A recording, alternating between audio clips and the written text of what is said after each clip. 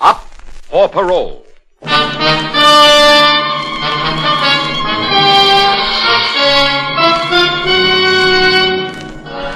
Here again is another in the exciting crime series, Up for Parole. Authentic cases as actually presented before the parole boards in your state prisons. Reenacted here for the first time.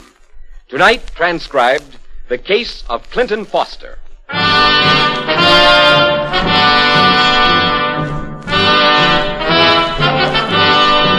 Ladies and gentlemen, you are about to sit in judgment on another human being, to decide whether he shall become your neighbor, your employee, perhaps your friend, or remain where you, society, have put him, behind prison bars.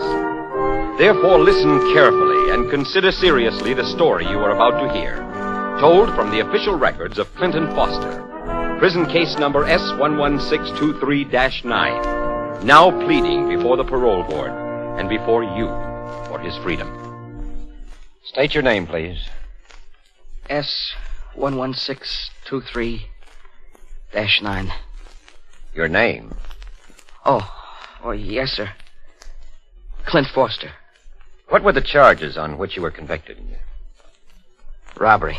Sentence? 5 to 10 years, sir. You pleaded guilty? Yes, sir. I stuck up the bank. I took the money. I was guilty. I did it like they said. You're ashamed of it? Yes, sir. I never did anything like that before. I was brought up to be honest and believe in God, and there was nothing like that in my family ever. Clint, how much time have you served already? How long in this prison? 4.5 years. Son, what we want, if you can do it, is for you to tell this board why you did what you did. The way you'd tell it to your father. I couldn't tell it to Pa. All right, someone you could tell it to, then. Maybe the way you'll tell it to Aggie, someday after it's all over and forgotten. Oh, Aggie got out about 8 months ago, didn't she? That's right, sir. She made parole at the women's prison last January. I see. Now go ahead. Tell us what happened. Yes, sir. Well, I went into the bank that day, that Tuesday. But I told Aggie to stay outside in the car. We weren't married yet, but we were going to get married. I mean, we were going to as soon as we could. I had my shoes shined and my good suit on, and Aggie fixed my hair just before I went in. You talk nice to the men, Clint, because, sometimes they ask you questions and say things and make you feel small and things like that. Yeah, well, I'm all right, I tell you. Don't you worry about it. And listen, don't smoke too much. You'll see you're nervous. Yeah. Is my tie all right? Come here. I'll straighten it out. Your tie's fine.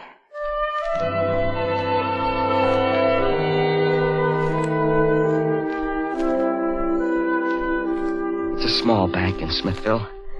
I mean, they don't even have a guard or anything like that. And I nodded to the fella at the window where they give out the money.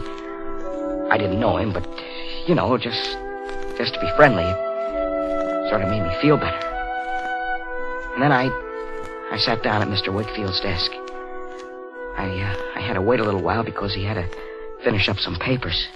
$400 is a great deal of money, young man. Yeah, I know, sir. I see that on your application for your loan, I note that you need this money for medical bills, repairs on the house, and other reasons. Where are they? Oh, well, that's some money Pa borrowed. Is it your house? No, sir. No, we rent it. How long you been living there? Well, this place about a year. Did you move a lot? Well, I mean, sir, we had to, you know. My dad's not working. He's sick. It's his back. And Ma, Ever she been hasn't dispossessed? Any judgments outstanding against you? No, sir. We don't owe any rent money. I mean, just this month. I don't see it. Ordinarily, if there were some tangible assets, a small bank account. You haven't worked steadily on a job I don't believe in, how long? Well, I'm 3 months with the trucking company. I don't see it. $400 is a lot of money. I'd work hard. I'd pay it back, sir. I'd meet all those payments. $22.75 for 20 months? Well, I'd work nights if I had to. What's your name again? Clint Foster.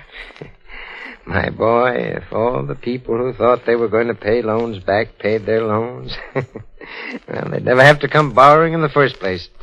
Why don't you try opening a small Christmas account? Money builds up that way. $2 a week, 2 years, you've got yourself $200. Sorry about the loan. Call again.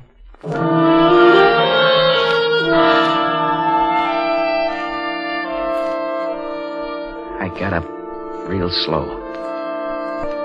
I wasn't angry.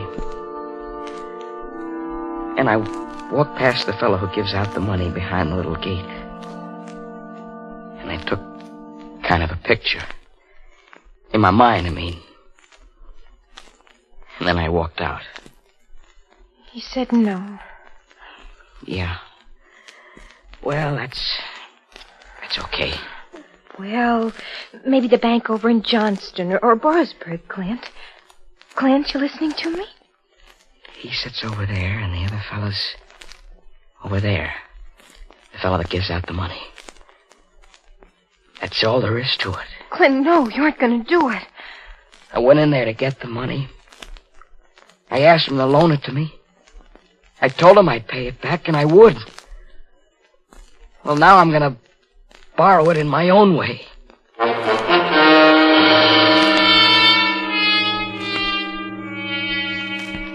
You got the car all day? A lot of trouble, Clint. Look, do you have it or haven't you? Mr. Simpkins at the store, he said, why do you need the car? So I had to make up a story about how I'm going to go to Borisburg to visit my aunt. All right, you got it. So stop crying. I got a set of last year's license plates out of a trash pile.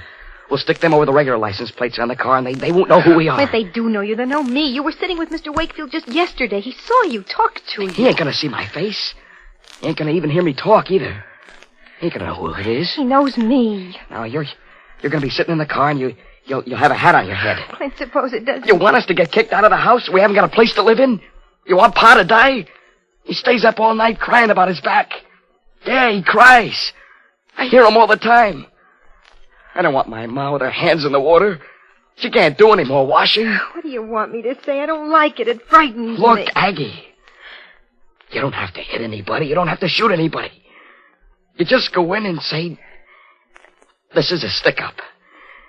And they push the money over to her. How do you know somebody might not just walk in just then? Didn't I stand outside that bank a whole week, go inside, look it over, watch all the times the people came in and out? Nobody goes in there after 2:30. Nobody. Clint, if we're wrong... It's gonna work, Aggie. Now, when I go in, you'll sit in the car and have the motor running. And then at 2:30, there's a stick-up. That's all there is to it. Oh, gosh, Aggie, if I can't count on you, then... Okay. Okay, Clint, if that's what you want, we'll do it together.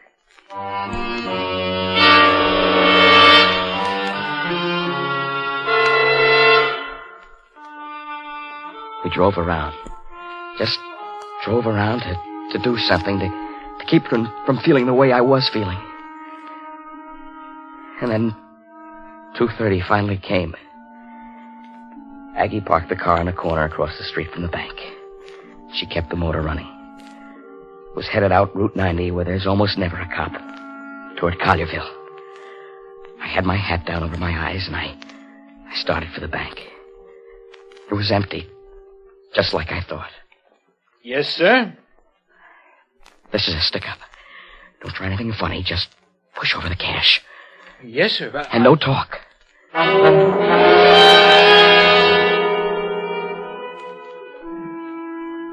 It was the easiest thing in the world. I got the money into the bag. And I went around and tied up the teller's hands and Wakefield's hands and legs. And I stuffed a handkerchief in their mouths and put another handkerchief around it on the outside so they couldn't call out. And then I walked out to the car.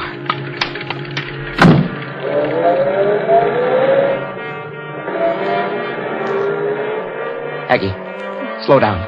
Drive real slow. If you drive fast, maybe a cop will see you, so drive slow. You got the money? Yeah, a lot of money. Keep it down below 30.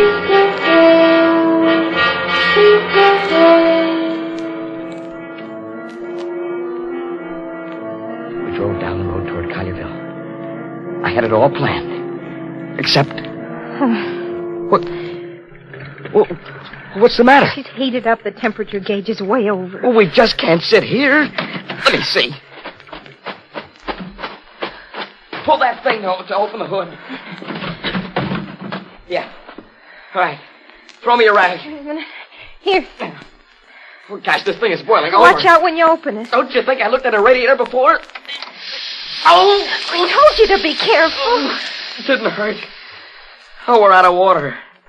Oh, where do we get water around here? We gotta get out of here. Somebody's gonna go to the bank, and then they'll get out of those ropes, and the police will be coming soon. I told you not to. Well, who told you to get a rotten car like this? Why didn't you get a car yourself? Why don't you just shut up? Aggie, look. Look, there's a car coming. Look, you asked me... Don't you scream at me like that again. Oh, baby, I was only frightened. So was I. Mister! Hey, mister! Now, what is it?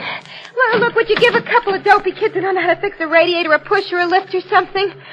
Radiator trouble, huh? Yeah, and I gotta get this car back or my pa's gonna be awful sore at me. Yeah, I'll help you out.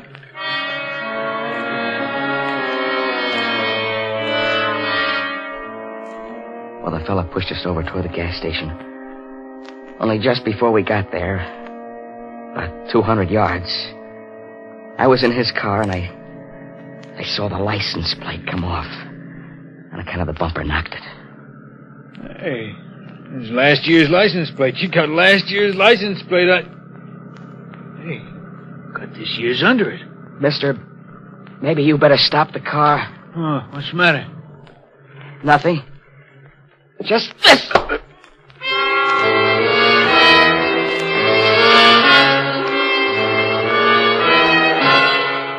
We had to split up.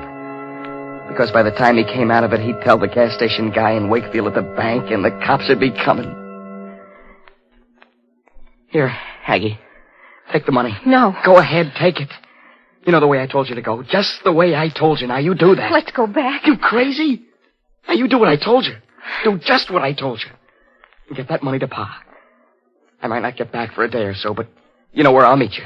Like we fixed. It didn't work out. Now, you do it, I tell you. You do it.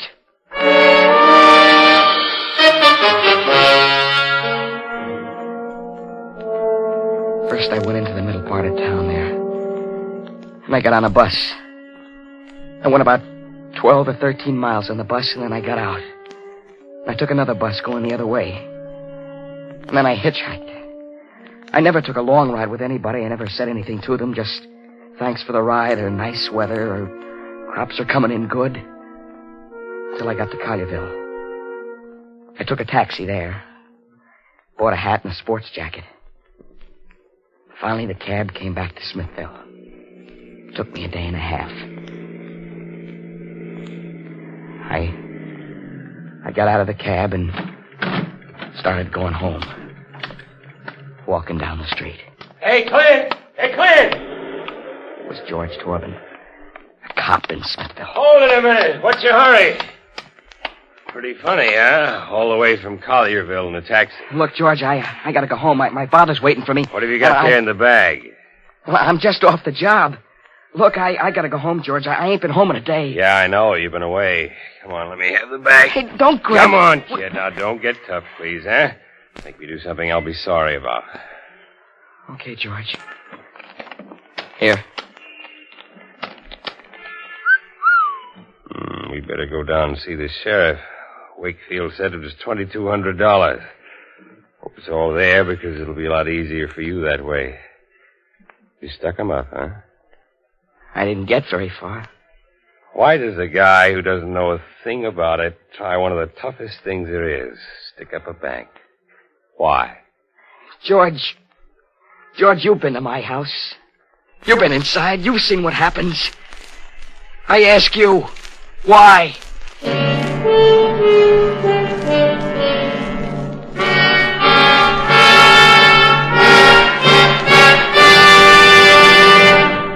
We will return to our files in just a moment. Labor Day weekend is moving time for a majority of American vacationers. Everyone is packing summer clothes into the car and heading home. You can be sure that the roads will be jammed. Driving will be slow and hazardous. So use extreme care with your driving. Don't get impatient and step on the gas.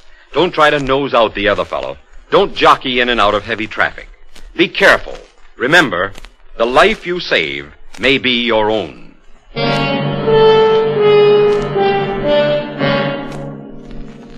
Now back to the true story of Clinton Foster, prison number S11623-9, the man who is up for parole. A man walks into a bank in broad daylight with a hat over his eyes in a town where he's well known. A town of 600 people. I suppose you know it's about the most amateurish crime I guess any of us ever listened to. Yes, sir, I suppose so, but I was desperate. I had to do it. That's what this board wants to hear. What desperation drove you to such an act? What do you want me to say?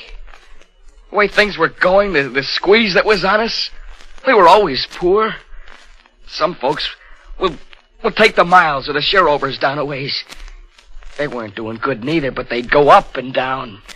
Sometimes they had money, sometimes they didn't, but we were poor all the time. We'd wear the same clothes, eat the same food, get a new suit of overalls maybe every 2 years. And all I could get was odd jobs. A little painting now and then, a little field hand work, but nothing steady, nothing regular. And Ma was washing other folks' clothes. And then Pa got it. Got what, Clint? Oh, he was making liquor in his still up in the woods and thinking he was getting away with it to make a few dollars to make it easier for Ma and me. He got away with it all right. 30 days in the county lockup and a $50 fine. But when he came out, it took 60 days on account of we could only pay $20 of the fine, and down there it's $1 or a day in jail. When he come out, he was in bad shape. Rub it slow, son. Easy. There's a place in my back where there's damp cells that ain't never going to get warm. Keep rubbing, son.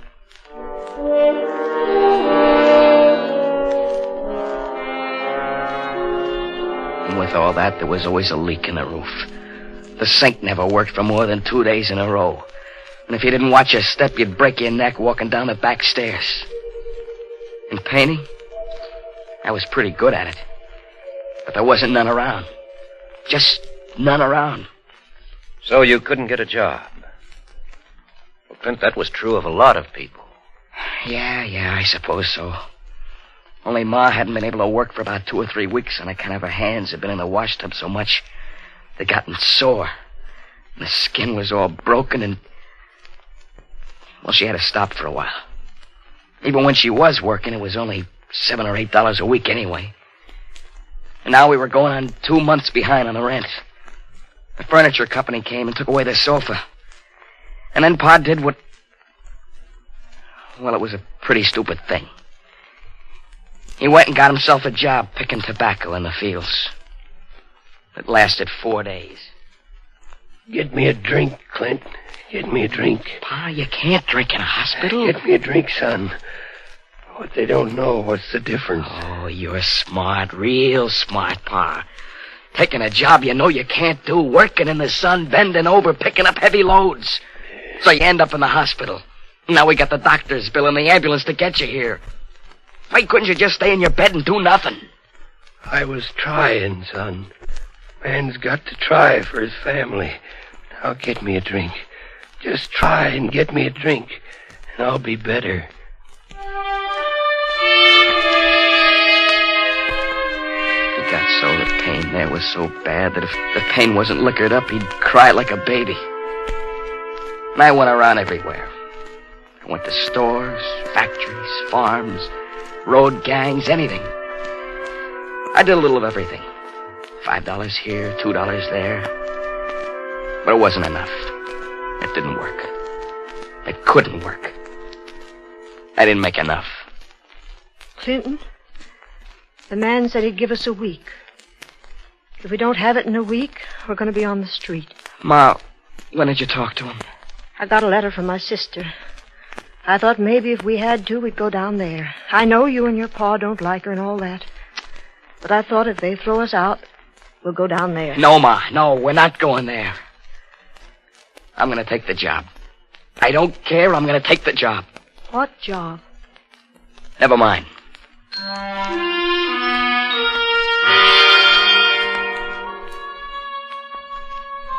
It was a job I never told Ma about or Pa.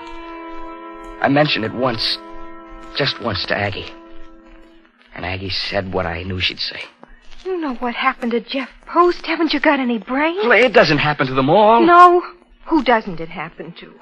Only the ones who had brains enough to stop after 2 or 3 months. I'm telling you, it doesn't have to be like that, Aggie, if you're careful and do it right. If you don't hit a bump and if you don't have to put the brakes on and no fool driver ever drives across your path. How are you going to stop that? Oh, look, you saw my Pa, Aggie. You saw him yesterday. You know what Ma looks like. How are we ever going to get married unless I take some chances? Sure. Sure, I'm going to marry you. I'm going to be your ever-loving wife, married to a man with his face burnt or paralyzed like Jeff Post. Well, Jim Lathrop's been working there near a year. It don't have to be like that. Maybe we'll be lucky like Jim. When were you ever lucky? And what happened to Willie Lathrop?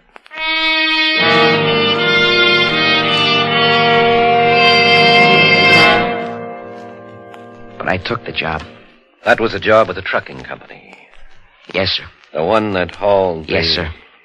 The soup. nitroglycerin. The day I went to work, the first day I was coming to the office to report to the supervisor, Aggie came with me. I don't care what you say. You're not going to do it. My mind's made up. Clint, you shouldn't. You shouldn't. What did you have to come for? Go on back to the store. But if I never have anything in my life, I'm not going to let you do it. Oh, well, there's Hauser, the superintendent. Hey, Mr. Hauser. What's the matter with him? Hey, Mr. Hauser. I told you I'd be here. If I could just quit. If I knew another way to take care of the family and kids, keep the house. Oh, what's the matter? Huh? Oh, it's you. What are you coming to work for? Well, you told me... Maybe I better tell you. 3 miles down the road, 15 minutes ago, Jim Lathrop, he ain't driving no more. There ain't even enough of him around to put in a soup spoon.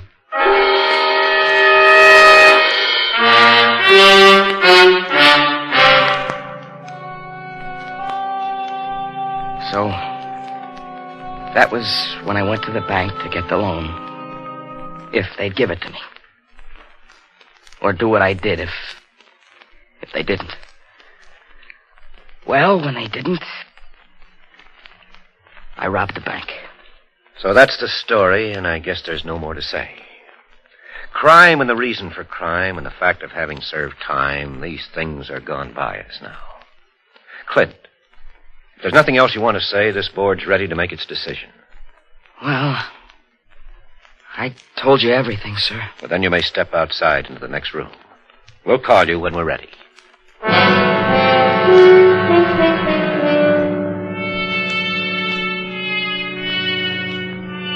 While Clinton Foster waits and the parole board reviews his story, you too have a decision to make. In a moment, you will have an opportunity to compare your decision with that of the actual parole board before which he appeared.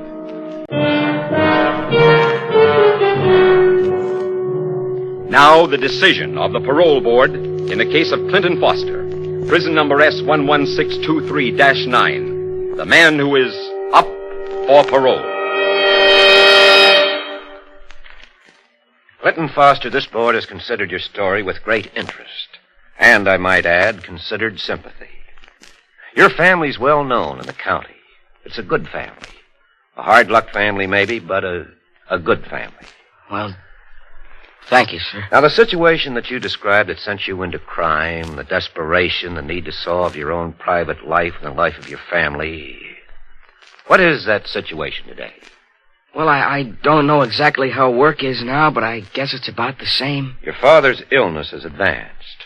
He can't work at all. And your mother, I believe the diagnosis was arthritis. That's right, sir. And how's your family getting along? How's your family lived during the time you've been in prison? Well, they lived on relief. And you've tried to help? Oh, I couldn't do much. What could I do? Well, this board looks at small matters where they're symptomatic of real change of attitude. Now, you earned, according to the strict letter of the law of this state, 5 cents an hour for your labor. In the time of your imprisonment, you earned the sum of $465. I never figured it out, but I guess that's so. This board notes with great interest that you sent that money to your father, to your mother. You never spent a cent of it. And you told them to use it as they best saw fit. You know what they did with it? Oh, yes, sir. First, they paid back the bank on account of Aggie and I had spent $300 of the bank's money before they caught up with us. Our field officer has reported that they've paid the bank back $175. I think that shows the kind of people they are.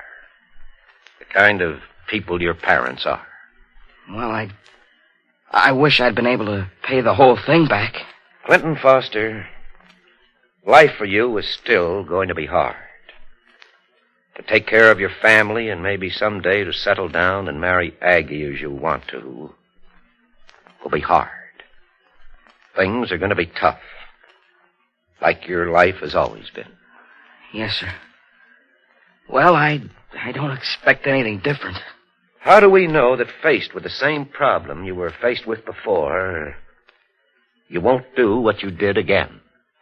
Oh, I wouldn't do it again on account of what I did didn't work.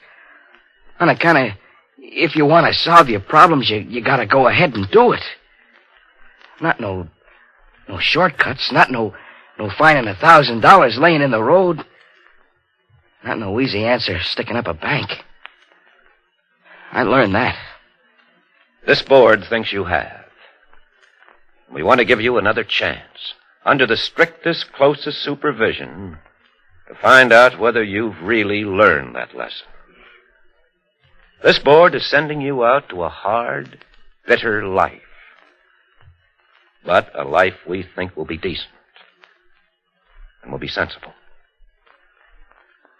Parole granted.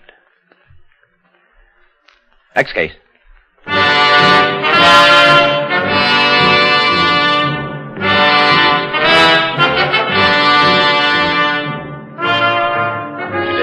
Clinton Foster may be your neighbor, your friend, or the sign painter you watched doing a billboard along a highway as you sped by.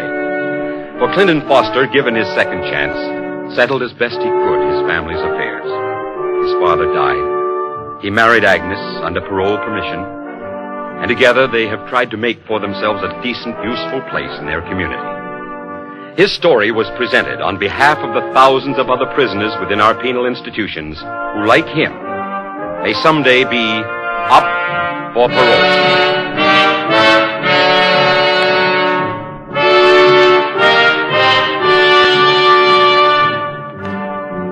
You've been listening to Up for Parole, with Michael O'Day as Clinton Foster and Terry Keane as his girl Aggie.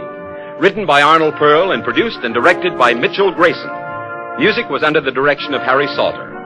The authentic material for this broadcast was supplied by the National Probation and Parole Association, the nationwide non-profit agency working to protect the public through effective probation and parole. The preceding program was transcribed in New York. Next Friday, Up for Parole will reach you at a new time. Consult your local paper.